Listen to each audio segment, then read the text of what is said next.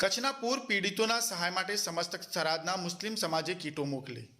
આજે તારીખ 2/9/2024ને સોમવારના રોજ સવારે 9 કલાકે જિલ્લા બનાસકાંઠાના કાજીવાસ મદ્રેસા થરાદ ખાતેથી ગુજરાતના કચ્છ જિલ્લામાં પૂર પીડિતો માટે થરાદ સમસ્ત મુસ્લિમ સમાજ દ્વારા સમાજના દરેક સારા એવા પ્રસંગે ઊભા રહેનાર સાચા હમદર્દ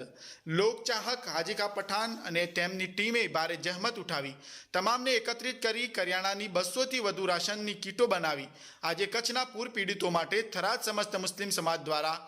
એક ટ્રક થરાદ મામલતદાર એક્ઝિક્યુટિવ મેજિસ્ટ્રેટ CKH વાઘેલા તથા બનાસકાંઠા જિલ્લાના જમિયત જનરલ સેક્રેટરી અતિકુર રહેમાન કુરેશીએ લીલી ઝંડી આપી ટ્રક રવાના કરાયું હતું।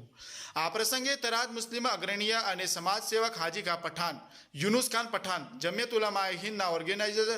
મૌલાના અબુલ હસન, મૌલાના યુનુસ, રિઝવાનભાઈ રજોશના, મૌલાના મુસ્તુફા, હાફિઝ તલહા સાહેબ, મૌલાના કમરુદ્દીન સાહેબ વગેરે ઉલમાઓ ઉપસ્થિત રહ્યા હતા અને ગ્રામજનો મોટી સંખ્યામાં હાજર રહી સેવા કાર્યને બિરદાવ્યા હતા। રિપોર્ટર નફીસ મુખી।